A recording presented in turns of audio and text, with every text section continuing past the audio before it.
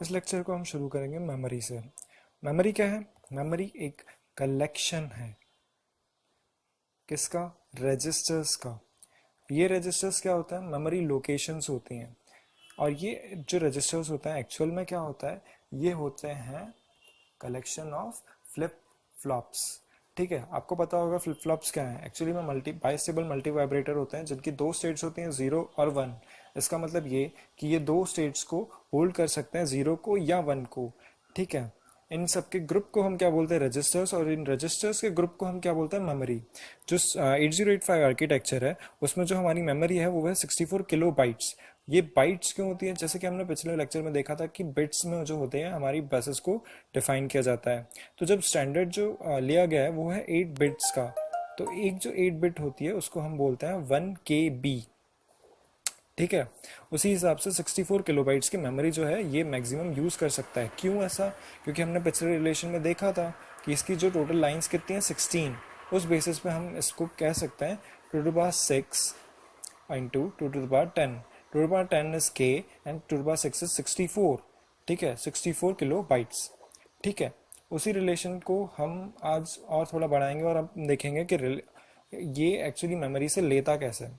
ठीक है, मेमोरी जो हम अभी पढ़ रहे हैं 8085 की, वो होती है प्रिंसटन आर्किटेक्चर पे।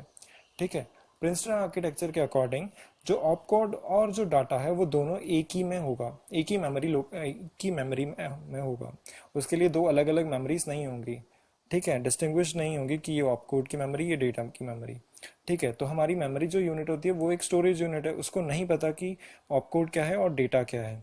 ठीक है, तो क्या होता है कि हम मेमोरी को कॉल करते हैं। किससे कॉल करते हैं? इन एड्रेस लाइन से। अब कॉल करना है तो कुछ यूनिक नंबर होना चाहिए। उन यूनिक नंबर्स को हम कहते हैं कि एड्रेस नंबर्स। ठीक है, रजिस्टर्स का एड्रेस। इन रजिस्टर के एड्रेस से हम पता कर सकते हैं कि हमको कौन सा रजिस्टर चाहिए। जैसे कि 3 रजिस्टर चाहिए। 3 रजिस्टर मतलब ये वाला। इसमें से हमको क्या चाहिए? 86। तो जो हमारा 86 होगा वो इसके दूसरे रजिस्टर में आके स्टोर हो जाएगा। ठीक है, ये क्या होगा? डेटा। ठीक है, अब ये कैसे होता है हम देखेंगे मेमोरी ऑपरेशंस में। ठीक है, तो मेमोरी ऑपरेशंस क्या होता है? मेमोरी ऑपरेशंस देखने के लिए हम दो साइकिल्स देखेंगे, एक रीड की और एक राइट की। ठीक है, तो रीड साइकिल में कैसे होता है? सबसे पहले हम देखें कि ये रीड बार क्या है। रीड बार और राइट बार जो है ये एक्टिव लो सिग्नल्स हैं। इसका मतलब क्या कि ये एक्टिव तब होंगे जब इन पे जीरो होगा। ठीक है, और ये इनपुट आउटपुट और मेमोरी बार ये क्या के लिए यूज़ होता है? ये यूज़ होता है मेमोरी को सिलेक्ट करने के लिए या इनपुट आउटपुट डिवाइस को सिलेक्ट करने के लिए। मेमोरी डिवाइस कब सिलेक्ट होगा? जब ये यहाँ पे इस सिग्नल पे ज़ीरो होगा। ठीक है, और वैसे ही ये रैम है। रैम में हम दोनों यूज़ कर सकते हैं, रीड और राइट दोनों ऑपरेशंस यूज़ कर सकते हैं। और जब इन दोनों का कॉम्बिनेशन जब जाएगा तो वो मेमोरी रीड करेगा और ये मेमोरी राइट करेगा। ये हम देखेंगे कैसे। ठीक है, जैसे कि हमने पढ़ा था कि 8085 आर्किटेक्चर में यहाँ पे ये जो होती हैं ये lower address data multiplex lines हैं और ये एड्रेस बस है हायर ऑर्डर वाली। ठीक है, अब ये वाली जो है डिस्टिंग्विश कैसे होंगी कि एड्रेस है कि डेटा, वो किसकी मदद से होंगी? ALE से। ALE किस में लगा होता है? लैच में। लैच का आज हम देखेंगे कि असली काम कैसे करता है वो। ठीक है, तो मान लीजिए हमें 6070 जो रजिस्टर है उससे डेटा लेकर आना है। ठीक है, इसका मतलब क्या? हमको रीड साइकिल करनी है। तो हम कैसे करेंगे? सबसे पहले जो 15 लाइंस हैं ये पूरी की पूरी 15 लाइंस पे 6070 जाना चाहिए।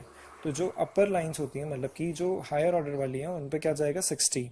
ठीक है, और जो लोअर वाली हैं उन पे ये लैच के थ्रू जाएगा 70।